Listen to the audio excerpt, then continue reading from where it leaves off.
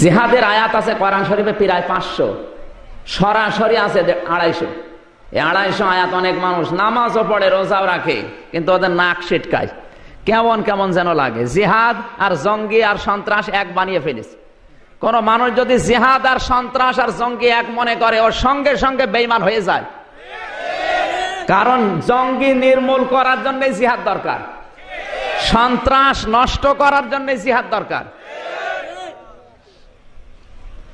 মক্কা মদিনায় 45 দিন থাকার পরে আমার যেটা অভিজ্ঞতা, ওদের ঈমান আছে কিন্তু ঈমানে ভেজাল নেই। এই ফ্যানটা বন্ধ করেন।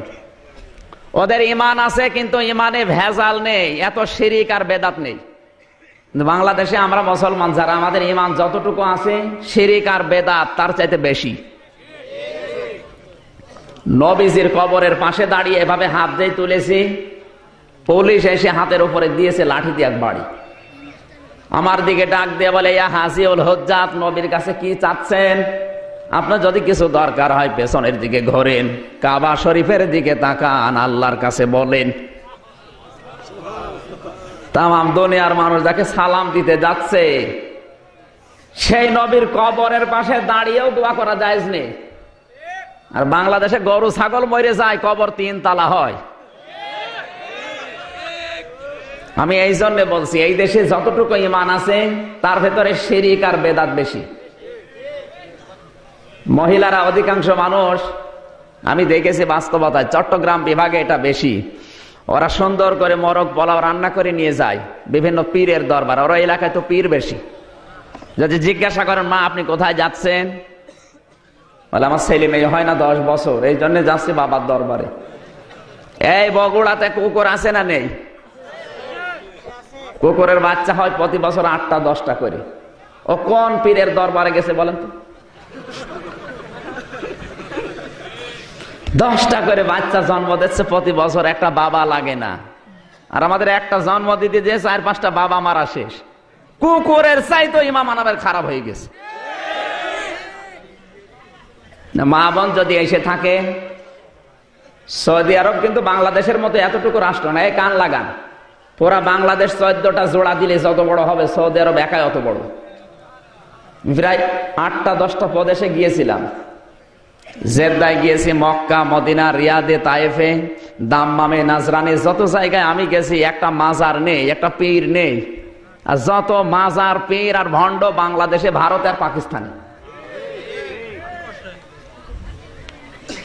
বিশ্বাসগুলো আজ আমাদের নেই, নিয়ে আসা দরকার। এখানে যে কয়জন বসে আছে তাকান তো খালি এই ছেলেটা বাদ দিয়ে, এই ছোট্ট বাবু বাদ দিয়ে যতগুলো মানুষ এখানে আছে, এদের একজনের মাকেও সিজার করা লাগে নাই, লেগেছে?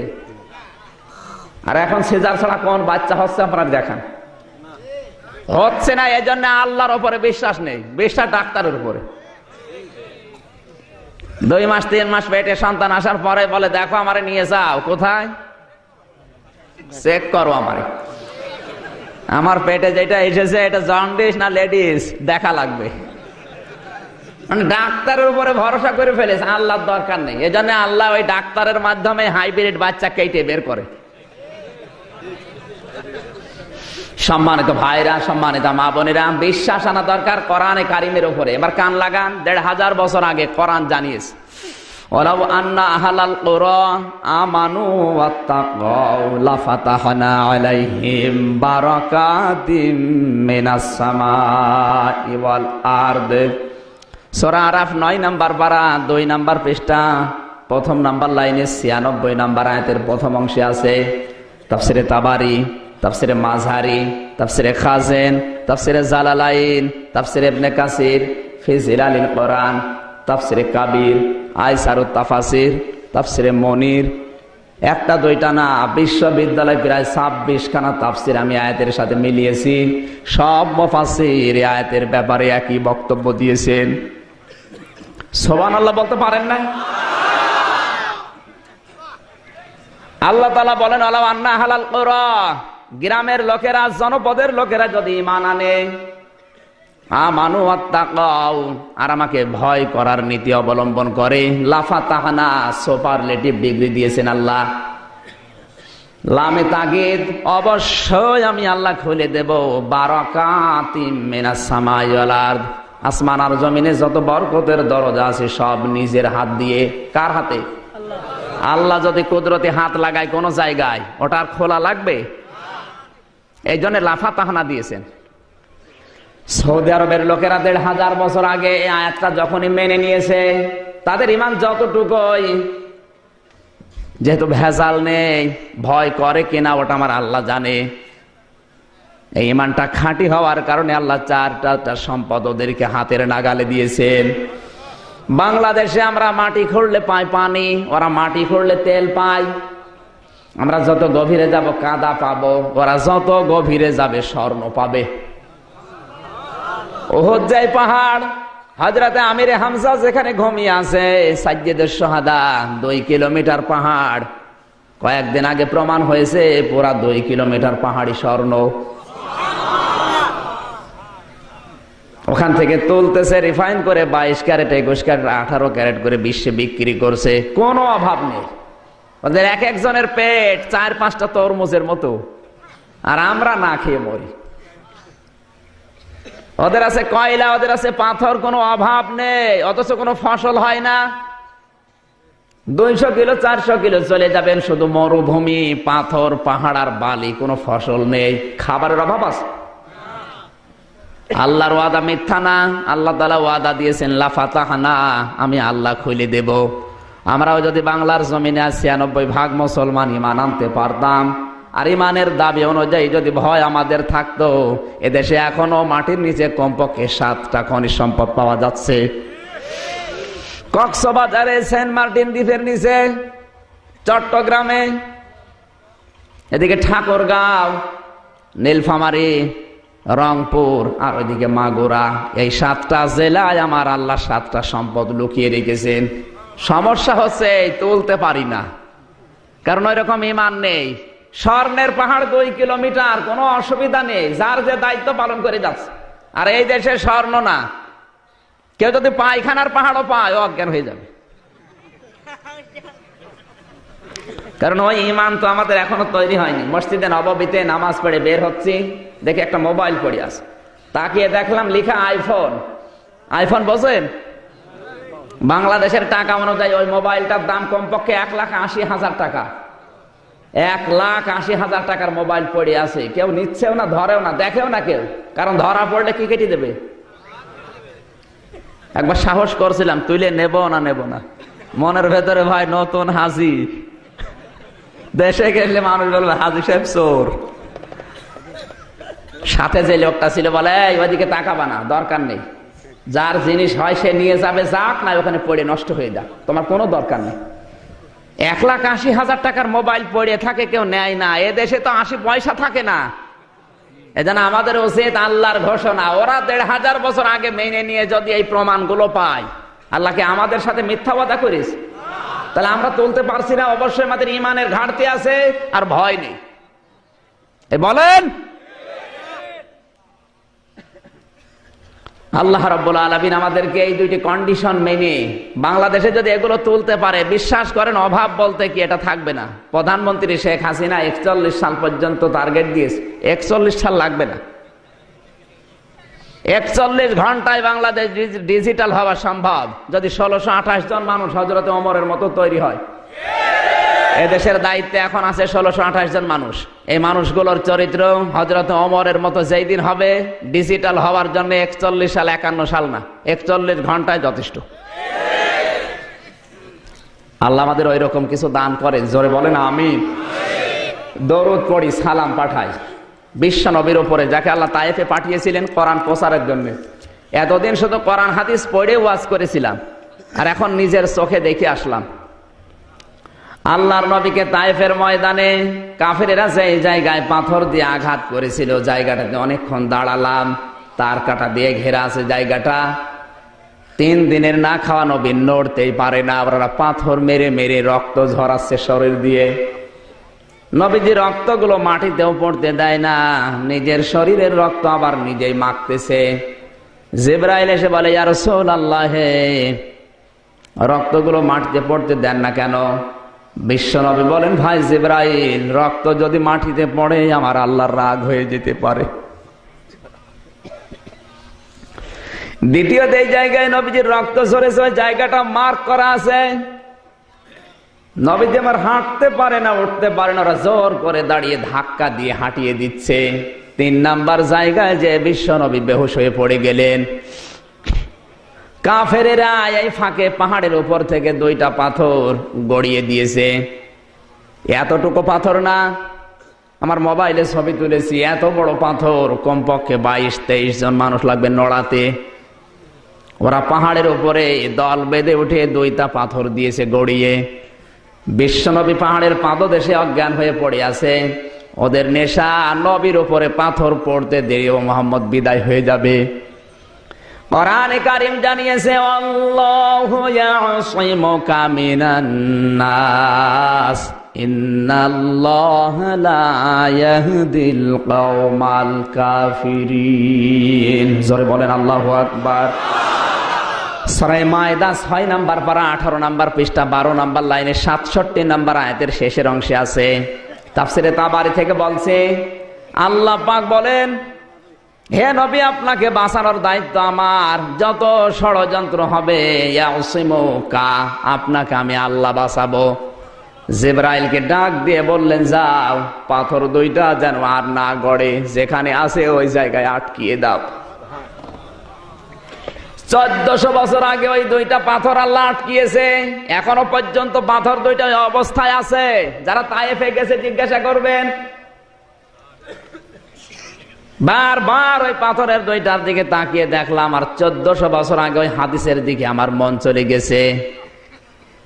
বিশ্বনবীকে জিবরাইল ফেরেশতা কোলে করে পাহাড়ের পাদদেশে এক পাথরের কাছে গিয়ে ডাক দিয়ে বলে, পাথর, এমন নবীকে নিয়ে এসেছি যিনি দোজাহানের বাদশা, দয়া করে তুমি নবীর জন্য নরম তুলতুলে হয়ে যাও। জিবরাইল ফেরেশতা বলতে দেরি, পাথরটা তোলার মতো নরম হতে দেরি হয়নি। এখনো যারা দেখতে যায় ওই পাথরটা নড়ানো যায় নাকি, অথচ দূরে থেকে মনে হবে 20-22 জন লোক লাগবে নড়াতে। একেবারে তোলার মতো পাতলা করে নবীর সম্মানে আল্লাহ করে দিয়েছে। হযরতে আয়েশা বলেন, মাঝে মাঝে নবীর পিঠে আমি তেল দিতাম, দেখি কালো কালো চাকা চাকা দাগ। ডাক দিয়ে বললাম, হে নবী, এই কালো দাগ কিসের?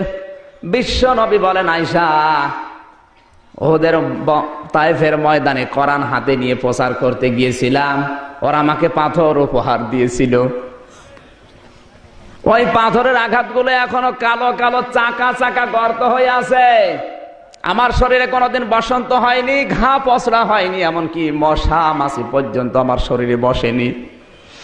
হে আয়েশা, কিয়ামতের ওই কঠিন ময়দানে আমার জীবনের কিছু যদি আল্লাহর কাছে ভালো না লাগে, পিঠের চাদরটা উঁচা করে আমার আল্লাহকে দেখাবো। রব্বুল আলামিন, তোমার যদি কিছুই পছন্দ না হয়, আমার পিঠটার দিকে তাকাও। তোমার কোরআন প্রচারের ফল এটা। তুমি অন্তত আমার পিঠের দিকে তাকিয়ে হলো আজকে আমার উম্মতকে মাফ করে দাও। এই নবীকে গালি দেয়, একটা প্রোটেস্ট তো দূরের কথা, একটা বিবৃতিও আমরা দিতে পারি না। গত কয়েকদিন আগে এক কোলাঙ্গার কবি বলে গোনা হবে, কবি সৈয়দ শামসুল হক, কে রেখেছিল এই নাম আল্লাহ জানে। নাস্তিক কয়েকদিন আগে বক্তব্য দিয়েছে, আজানের আল্লাহু আকবার শুনলে আমার এত শরীর খারাপ হয়, মনে হয় কাককে বলি তুই কা কা কর। আরে শয়তানের জানাজা হয়, এর জানাজা দিয়েই কি আর না দিয়েই কি, ও তো এমনিও জাহান্নামে যাবে, অমনিও জাহান্নামে যাবে। যার আল্লাহু আকবার ভালো লাগে না, ওকে জান্নাতে দেবে আল্লাহ কি দেখে বলেন? কিয়ামতের ময়দানে হযরতে বেলালের এই ঘাড়টা উঁচাতে থাকবে নাকি? আল মুয়াজ্জিনুনা আতওয়ালুন নাসি আনাকা ইয়াউমাল কিয়ামা, কিয়ামতে সবচাইতে গলা উঁচু থাকবে কাদের? কেন? মুয়াজ্জিন যেহেতু বলে আল্লাহু আকবার, এজন্য ওর ঘাড় পর্যন্ত আল্লাহ কিয়ামতে উঁচা করে দেবে।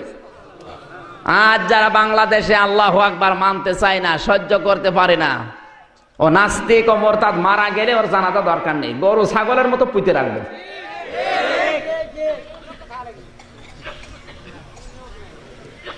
এই কান লাগান, বিশ্বনবী মুহাম্মদুর রাসূলুল্লাহ সাল্লাল্লাহু আলাইহি সাল্লামের উপরে মন থেকে দরুদ পড়েন। সাল্লাল্লাহু সাল্লাল্লাহু। আমার আজকের আলোচনার বিষয় আখেরাতের পুঁজি। এটা আমাদের সবার দরকার না, আমার একা দরকার। আমি এখন মরা মানুষের ভূমিকায় আছি, কারণ একটা মানুষ মারা গেলে এরপরে তাকে ধোয়ানোর পরে সাবান দিয়ে কাফনের কাপড় পরিয়ে এরপরে ইমাম সাহেবের সামনে নিয়ে যায় জানাজার জন্য। আর আমি নিজেকে জিন্দা অবস্থায় কাফনের কাপড় পরিয়েছিলাম কয়েকদিন আগে। কি বলেন? আমি তো মরেই গেছি। আমার সামনে হায়াত আছে, এটা আমার বোনাস লাইফ। এই জন্য পা ফেললেও হিসাব করে ফেলা লাগবে। আল্লাহর কসম, আমি যদি হজ না করতাম এই মাহফিলেও আসতাম না, ওইটাও যেতাম না। যেহেতু দুই জায়গায় কথা দিয়ে ফেলেছে, এখন দুই জায়গায় পোস্টার হয়ে গেছে, আমার কিছু করার নেই। বাধ্য হয়ে আমার জীবনের উপরেও কষ্ট, আর যারা এসেছে এদেরও কষ্ট। এখন আমার কথা বললেও হিসাব করে বলা লাগে, কারণ আমার একটা কথা যদি রং হয়, আমার আচরণ যদি খারাপ হয়, দোষ শুধু আমার একা না, দোষ হবে সারা পৃথিবীর হাজিদের। বলবে হাজি নামে পাজি।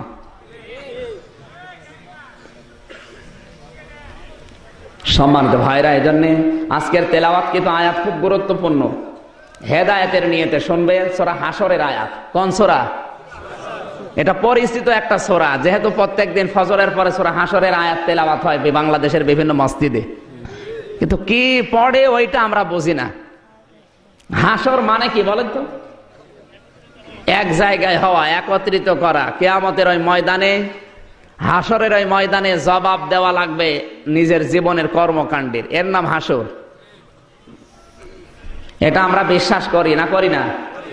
আমাদের যে বিশ্বাস, আর যারা হাশর বলে হাশর বিশ্বাস করেছিল তাদের বিশ্বাস 100 ভাগ আর 2 ভাগ। হযরত ওমর হাশর সূরা পড়ে তিনি বিশ্বাস করতেন কিয়ামতে জবাব দেওয়া লাগবে জীবনের পুঙ্খানুপুঙ্খানু, এরপরে জান্নাত যদি ভাই ভাগ্যে। সূরা হাশর পড়ার পরে তার যে অভিজ্ঞতা লক্ষ্য করেন। সন্তানটা গেছে মাদ্রাসায়, হোসাইনও গেছে মাদ্রাসায়, বারবার কলম ফেলে দিচ্ছে, ডাক দিয়ে বলছে আব্দুল্লাহ কলম তুলে দাও।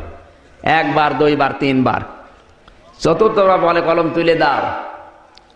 হযরত আব্দুল্লাহ বলে হোসাইন 3 বার কলম তুলে দিলাম, আবার তুলতে বলো, আমি কি তোমার চাকর নাকি, খাদেম নাকি? হোসাইন বলে তুমি শুধু খাদেম না, তুমি তো খাদেমের বাচ্চা খাদেম। যে এই কথা বলেছে গেছে রেগে, বাড়িতে যেয়ে বলে আব্বা আমি আর মাদ্রাসায় পড়বো না। কেন? আমাকে গালি দিয়েছে হোসাইন, আমি নাকি খাদেমের বাচ্চা খাদেম। বিচার যদি তুমি না করো, হোসাইনকে যদি শাস্তি না দাও, এ মাদ্রাসায় পড়া আমি বাদ দিয়ে দেব। হযরত ওমর বলে সন্তান, সকালবেলা বিচার হবে জমার দিন।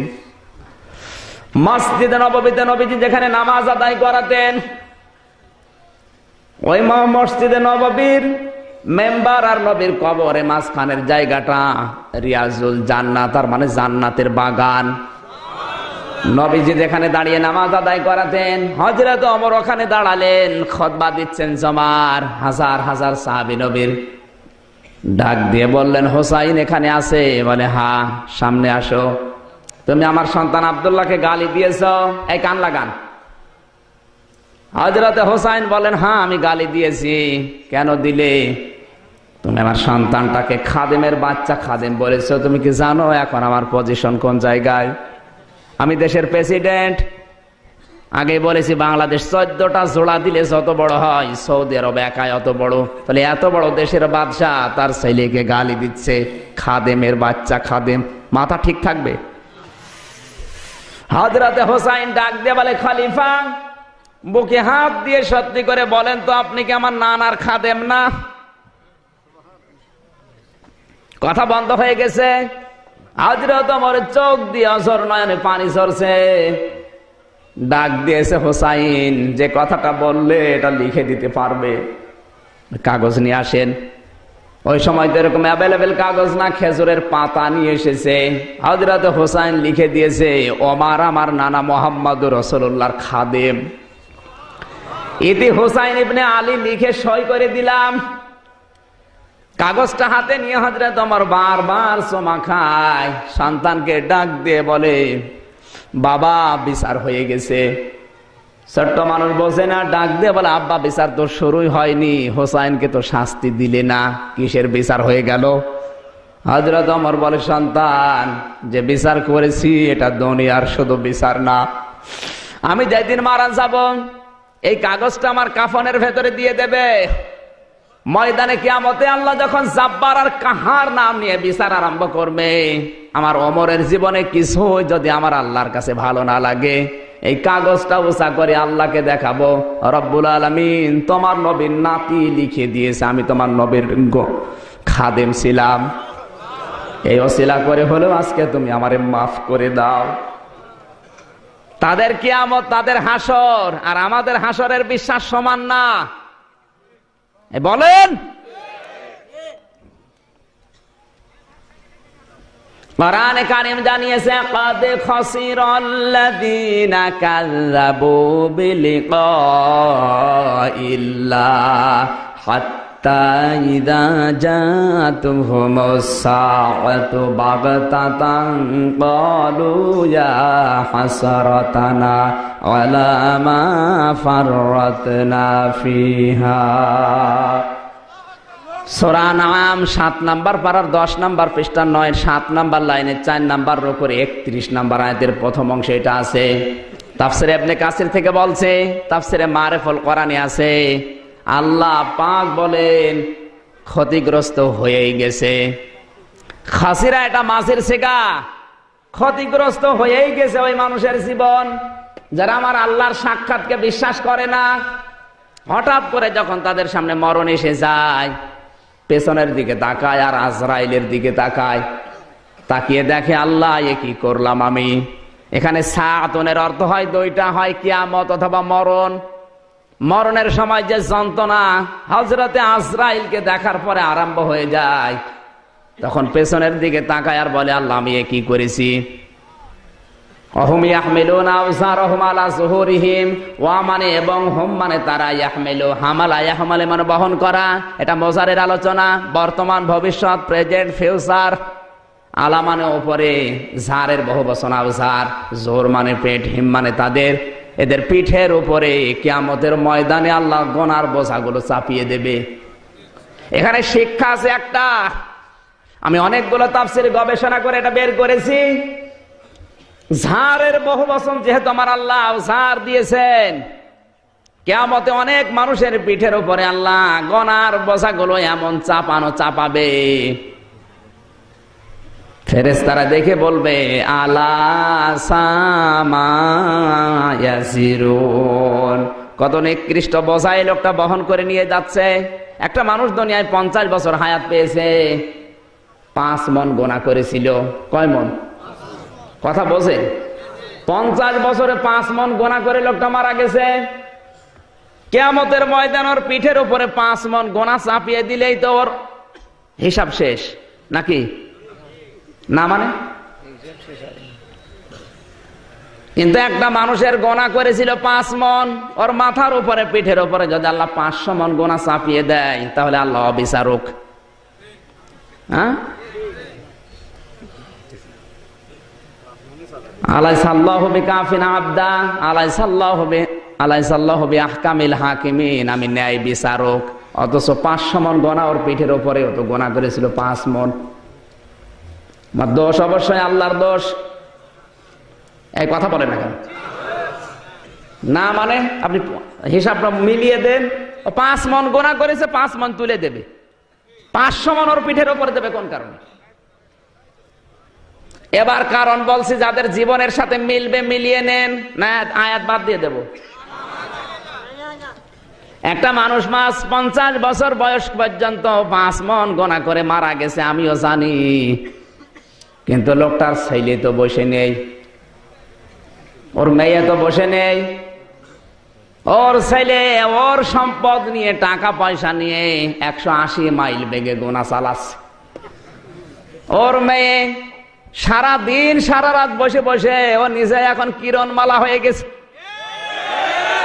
আর ওর যে বউটা দুনিয়ায় বউ আর বউ নেই, ও বউ হয়ে গেছে কটকটি।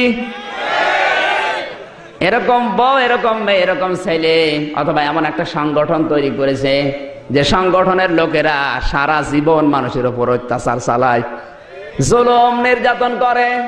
এমন একটা দল বানিয়েছে যে দলের লোকেরা মানুষকে দেখতে পারে না, আপনি হয়তো মারা গেছেন 50 বছর বয়সে 5 মণ গোনা করে, কিন্তু এরা তো বসে নেই।